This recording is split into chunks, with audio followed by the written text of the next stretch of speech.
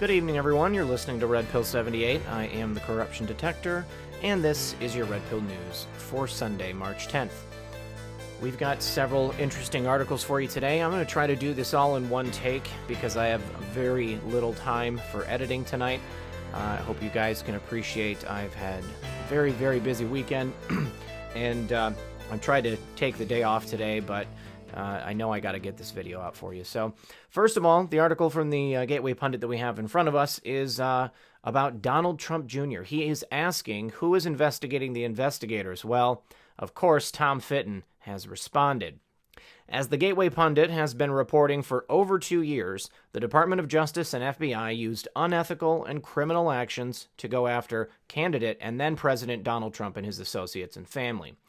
Last week, contributor Joe Hoft put together a stunning list of Mueller and deep state questionable actions. We did go over that already. Now, on Saturday, Donald Trump Jr. called for investigations on hacks, Representatives Adam Schiff and, of course, Andrew McCabe. Paul Sperry said Andrew McCabe is very close with Representative Adam Schiff. He is the lead Democrat inquisitor leading anti-Trump inquisition on the Hill and considers him a friend going back a decade. Not surprising, and Donald Trump Jr. says of course he is. Both have spent the last few years pushing their partisan BS with leaks and lies. And of course, they'll face zero consequences because they're leftists and no one will elevate these stories. Investigate. On Saturday, Donald Trump retweeted Paul Sperry's tweet right there and confirmed former Deputy Director of the FBI Andrew McCabe's intent to go after reporters Sarah Carter and John Solomon. Don Jr. asked, who is investigating the investigators? Wow, as I've been saying for weeks, who is investigating the investigators? They have run around with their own personal agenda for years and done so totally unchecked. It has to stop. Judicial Watch's founder and president Tom Fitton responded, we are. Judicial Watch is investigating the investigators. Ask yourself, could you feed yourself or your family for 2 weeks with the food you have at home at this moment? If not, it's time to act and secure an emergency food supply. I trust and use My Patriot food supply myself, and you should too. A 2-week food kit gets you started. They're available right now for a special price of only $75 when you go to my special website, preparewithredpill78.com. These food kits from My Patriot Supply include meals that last up to 25 years in storage. You get breakfasts, lunches, dinners, and they ship discreetly to your door. Order now and prepare yourself so there's no surprises. Preparewithredpill78.com. That's preparewithredpill78.com. And it's true. For a couple of years now, they're the only ones that have been doing it, even since before the Trump administration, because we all know that the reason they have not been punished yet is because we had all these holdovers from the Obama administration. But things have been happening behind the scenes. As I always say, just because we don't see it doesn't mean it's not happening. Now, my friend Methods tweeted out a video of Tom Fitton appearing on Maria Bartiromo's Sunday Morning Futures this morning. And he says that a lot of D-class talk is going on lately. Transparency is key here, and the president should step in and look at the other material that's being withheld improperly and authorize its release and declassification. Now, from our favorite Anon, post 2930, POTUS already ordered the D-class. Optics are important. The president is waiting for the optimum time to release this information. Now, in the meantime, let's take a listen to what Tom and Maria had to say. Adam Schiff continues to ignore what we now know happened in the 2016 election, where a couple of members of the FBI and the DOJ tried to change an election and take down a duly elected president. Last week on this program, we had Devin Nunes on, the ranking member on Intel. And he said he's got a list of 32 names, which he shared with us on the show last week. They're all connected to Clinton. He says he wants to question them. He wants them down for testimony to further unveil what took place. Why is this important? Because it's still uninvestigated, the full cooperation and collusion between the Clinton campaign and the FBI and DOJ that looks to continue. I mean, look, Cohen is represented by Clinton ally Lanny Davis. She's still running the show in many respects. Her dossier is still being used by the Justice Department and Mueller to investigate and harass President Trump. Why hasn't Mrs. Clinton been asked questions about her communications with Fusion GPS? Why haven't her lawyers been brought in? This is sort of the basic information that needs to be followed up on by a competent Congress or an honest and fair Justice Department. Instead, the Justice Department is protecting that relationship. I mean, we fought to get these documents out showing the collusion between Fusion GPS and the DOJ. It took us over a year. Even Congress had to take steps on its own to release the OR transcript because DOJ was withholding approval for its release. Right. Transparency is key here, and the president should step in and look at the other material that's being withheld improperly and authorize its release and declassification. We'll see if he declassifies anytime soon. Now, again, just because we don't see it happening doesn't mean it's not happening. As we learned on my show last night, the live stream, and through the releases from our favorite Anons, as well as FOIA releases, which were just made public, we've got some great information here in this thread from Brian Cates, Draw and Strike, formerly Stealth Jeff. He has a meme right here which shows Horowitz, Huber, and McCabe, and it says, "You getting nervous, bro? You look like you're getting nervous to me." And then here we have some federal officers from a film flanking and guilty party right there. Now, Brian Cates goes on to say, when Jeff Sessions revealed in a letter to the Congress in March 2018 that DOJ Inspector General Michael E. Horowitz had been assigned U.S. attorneys to work in concert with him, the real meaning of what this meant went right over the heads of people who should have seen it. Now, if you've been watching my show, then it's not a surprise. The expected process is that the IG does his investigation, shows those results to the AG, and then makes his report public and makes public referrals for prosecution. At that point, the AG publicly makes a decision and publicly assigns prosecutors to prosecute those referred. But that's not the process they followed for Spygate or the Clinton Foundation investigations. Surprise! Horowitz completed his investigation long ago and hasn't released his report yet, but he already made his referrals for prosecution to the AG long ago. Note, in that letter from March 2018, Sessions only says that at the current time, Horowitz had been working in tandem with U.S. Attorney for Utah John Huber and a team of U.S. attorneys that John Huber was leading. Also, if you'll remember, John Dunham, or is it Durham? I need to look it up. Sessions never said when this tandem activity started. Everybody's been waiting for the usual public process to unfold, but that's not the only legal way for the DOJ and the AG to do their business. They are not required to publicly release reports and make their referrals public before first taking action. What was the biggest obstacle to bringing justice to the people pictured here? It was the DC leak culture. Strategic leaking to blow up investigations, thwart prosecutions, and turn prosecutors and investigators into targets. DC leak culture, working in tandem with the DNC media complex, is specifically designed and created to protect these people and make sure they get away from any consequences of their crimes. So when Horowitz showed the AG Jeff Sessions some of his findings prior to March 2018 and made criminal referrals based on what he'd found, Sessions assigned U.S. Attorney John Huber to lead a team of U.S. attorneys to handle the referrals he received from Horowitz. These guys have been maintaining a holding pattern for months while waiting for Mueller's special counsel team to finally throw up their hands in despair and give up. There may already be sealed indictments, and there are, that Huber's team has been sitting on, waiting for the Mueller special counsel to get out of the way. So when they go public, there's no DNC media talking points. There's no strategic leaking that can save any of these people at this point. So people who've been waiting for the usual public process to play out have been waiting in vain. They didn't follow this process. Number 1, IG investigates. Number 2, IG writes a report, makes referrals, give it to the AG, takes it all public. Number 3, U.S. attorneys assigned, grand juries sealed, etc. The stuff Horowitz found and has been showing to the AG and Huber is so explosive, it's so sensitive they followed this process. 1, IG investigated. 2, wrote the report, delivered to the AG, made referrals, held back public release. 3, AG assigns team of U.S. attorneys to investigate and prosecute. when AG Jeff Sessions told Congress in March 2018, oh hey, I've already got a team of U.S. attorneys helping Horowitz investigate all these 2016 election-related issues, that should have set off all the sirens and all the alarm bells. Go back and read it again. Literally everybody missed what Sessions revealed because he was so low-key about it.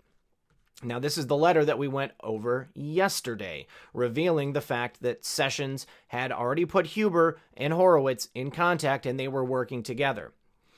So we're not going to read that because it was in my video last night. But essentially, he lays it out right here. And at the time, he said it, and I said it at that time. Now, of course, I wasn't making videos, but I talked to people in my own personal life, and I told them that's what was going on.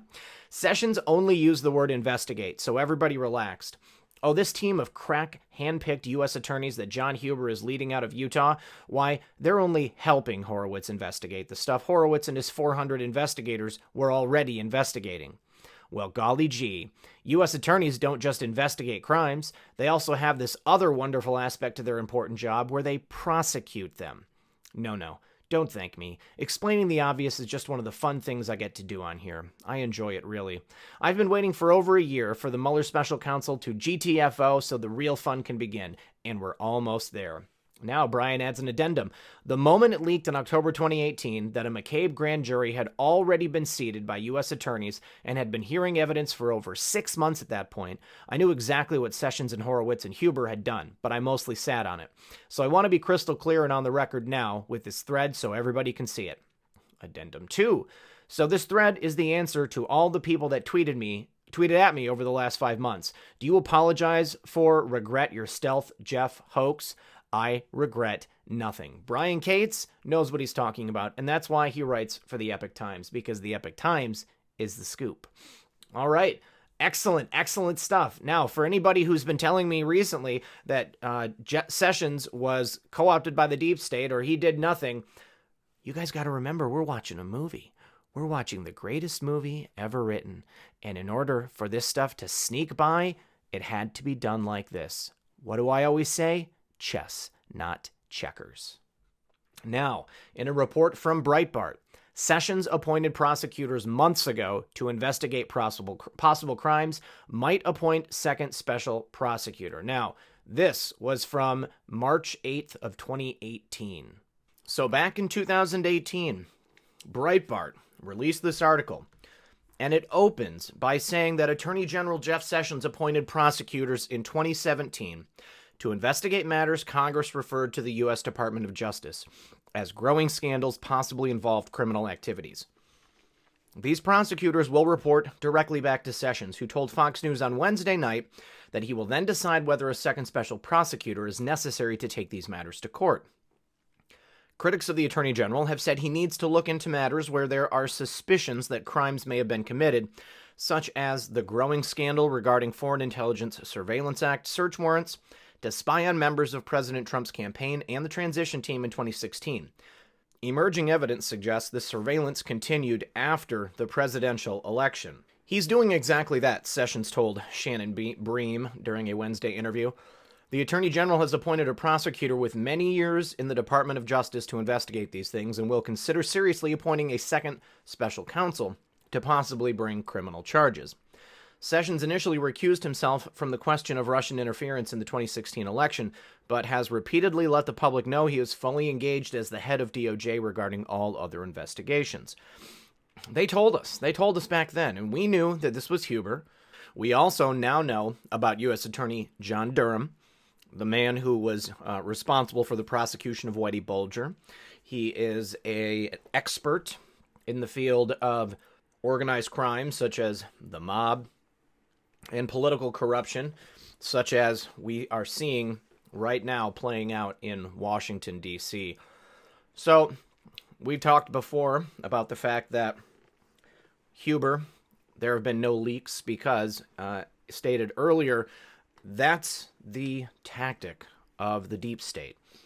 They use leaks to discredit. They use leaks to sow dissension. They use leaks to misdirect. So we have Huber, his investigation in cooperation with the IG. We also have Durham in cooperation with the IG. And we've probably got hundreds of others. We have been having the entire full weight of the DOJ working on this since the very beginning. Jeff Sessions was a sleeper agent. His seeming inactivity was a play on the deep state. They thought because he was sleeping, he was doing nothing.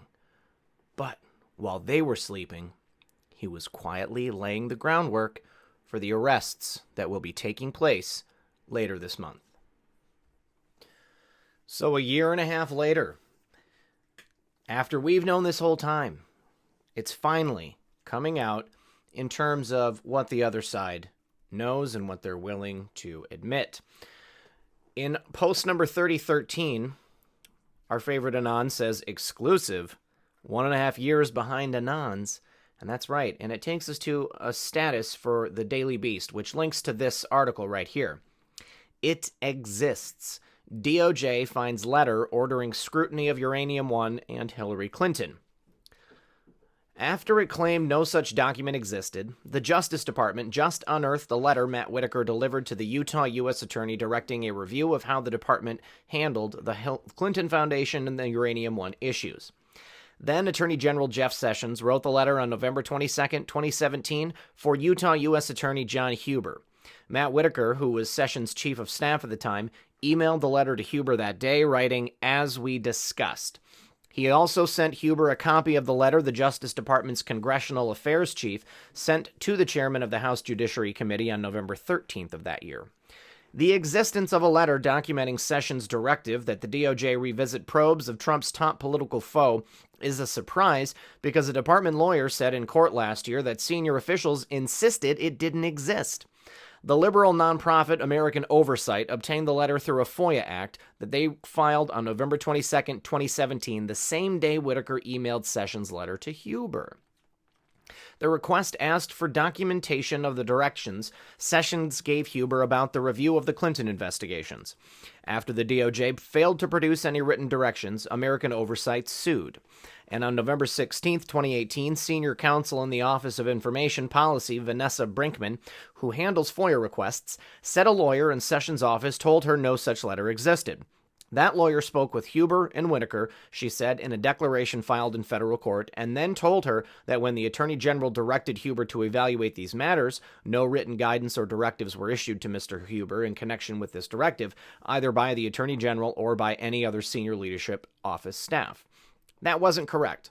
On Wednesday of last week, a DOJ lawyer told American Oversight that they had found the document that kicked off Huber's work. The letter, which American Oversight provided to the Daily Beast, is consistent with what the DOJ's Chief of Legislative Affairs has told Congress, that Huber is scrutinizing the sale of a Canadian uranium mining company with interests in the United States to Rosatom, a Russian state-owned company. Republicans have long alleged that then-Secretary of State Hillary Clinton declined to oppose the deal because of contributions to the Clinton Foundation.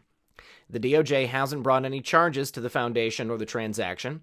Some Hill Republicans and conservative media commentators have long argued this is because the department hasn't sufficiently investigated it. They have called for the appointment of a special counsel to scrutinize the transaction.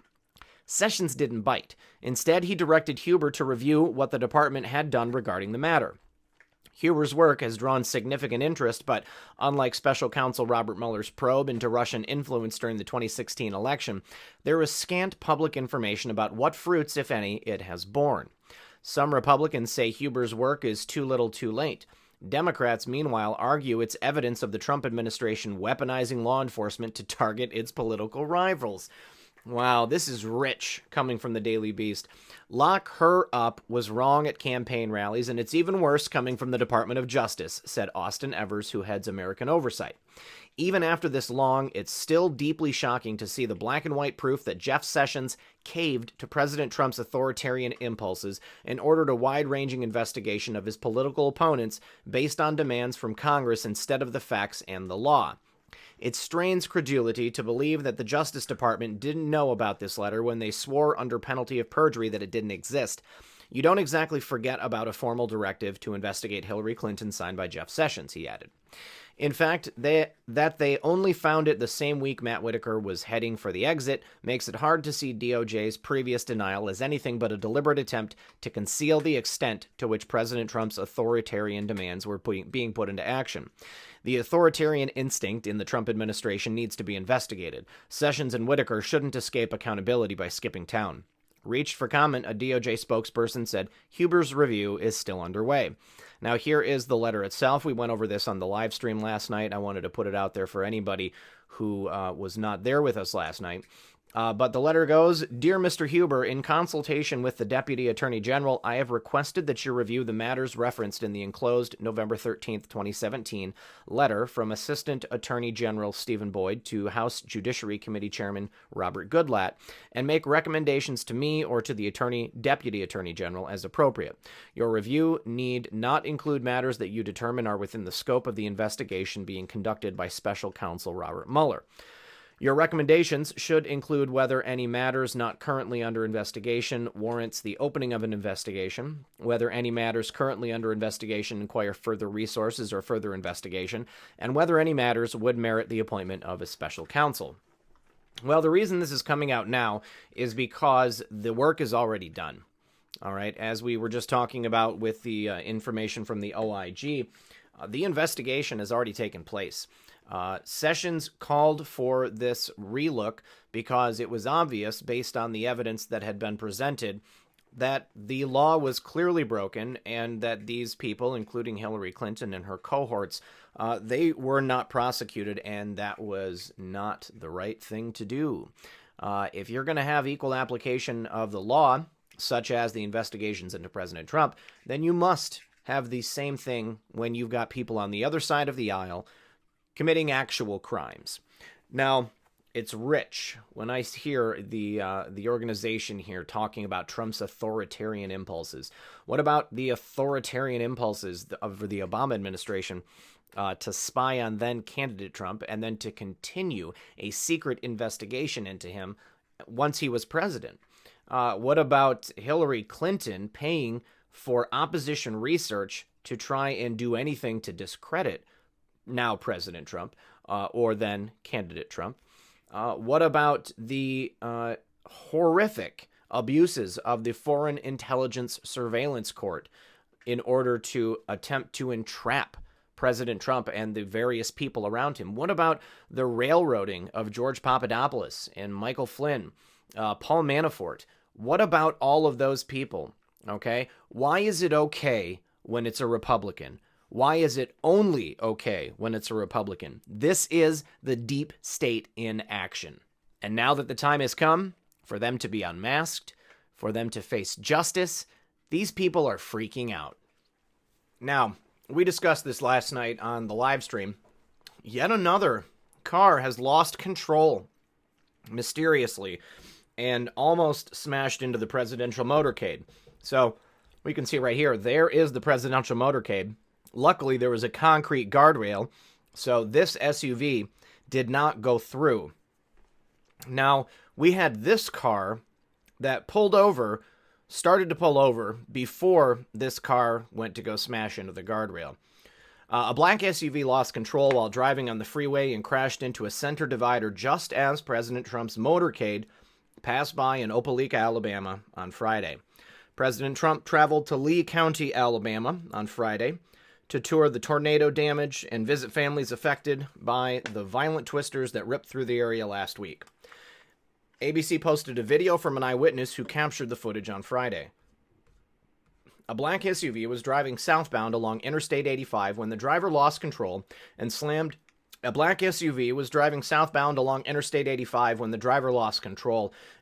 into the center divider. Just seconds later, President Trump's motorcade passed by driving northbound. Oh my God, right at the president. Are you kidding me? Did y'all see that? Holy smokes, there goes the president of the United States in that car, an eyewitness exclaimed. It looks like barriers work. Walls do work. The center divider stopped the SUVs from swerving into oncoming traffic and saved lives. Now, we're going to go ahead and show this video. And I want you guys to notice that there is no traffic around this guy. There's no reason for this guy to smash into the guardrail. It looks like it was intentional. To me, it looks like it was intentional. So let's take a look. Oh my God, right at the president. Are you kidding me? Did y'all see that? Holy smoke, there went the president of the United States in that car. Oh my God, right at the president. Are you kidding me? Did y'all see that? Holy smoke, there went the president of the United States in that car. Well, you can see that there were no other cars involved in that little accident right there. I think it's very coincidental that yet again, as the president is driving down the freeway, you've got a car out of nowhere that just comes out of nowhere, not involved with any other vehicles, and almost smashes into the president, causing great bodily injury. According to local reports, the driver of the SUV was not injured. The driver of the SUV was swerving out of the way of a car that stopped or slowed to watch the President Trump's motorcade. I didn't see any car that did that. But this person says, I heard the driver swerved out of the way of a car which stopped and slowed to watch the motorcade. So maybe that's true, but I did not see it happen. But again, what are the chances?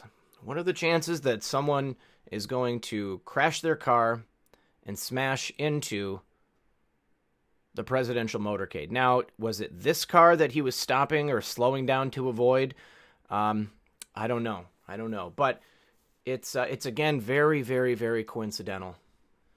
Now, this next story shows how dangerous it can be to go out in public nowadays and show your support for our president, your love for our country, and the fact that something needs to be done. It cannot be this way in our country, that just for expressing your point of view, you are sanctioned to be attacked, to be physically assaulted, and to have law enforcement do nothing about it and just pretend or make the statement that this is how things are nowadays. This is not okay. If this was any other group of people that this was happening to, there would be riots in the streets. Let's go ahead and take a listen to this poor girl who was assaulted in Austin, Texas for wearing a MAGA hat. My name is Haley, and on Saturday night, me and my girlfriends were viciously attacked by an entire bar of people, men and women included, for wearing MAGA hats. We did not go in with the intentions of starting a fight. We were just wearing our MAGA hats out on a Saturday, and we wanted to show our support for Texas Independence Week. We asked one of the bartenders to help us, and he ended up choking out one of my friends. By the time we got away from the situation, cops were called, cases were filed. We made it one block, and another random man came up and attacked us again, all over our hats. The cops that we reported this to showed bias, in our opinion, towards us because we were Trump supporters, and insinuated that this happened because we wore those hats. And that's to be expected nowadays, I guess. We do support cops. We do. We just want them to do their job in Austin, and I don't feel like they did. It's up to you guys to decide for yourselves, but we want justice, so please help us get that, okay? Because we need help. Everyone deserves justice. Everyone deserves protection under the law. I can't believe that people are willing to accept this. Now, they're willing to accept it because it's not happening to them. This is disgusting. This is the very definition of wrong. All right, guys. Now, finally, I want to play this video because I love animals. I love watching these heartfelt animal videos, and I want to say big shout out to V, actually, for putting this out there. Somebody had forwarded this to me.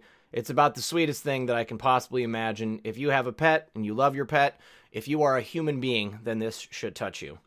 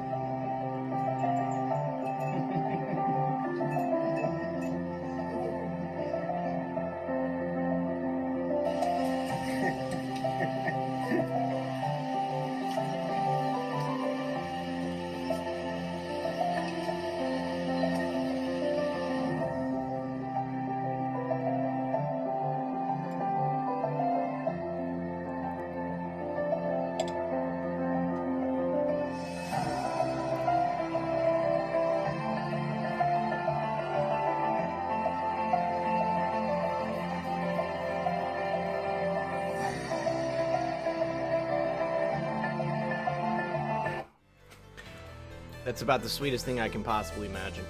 All right.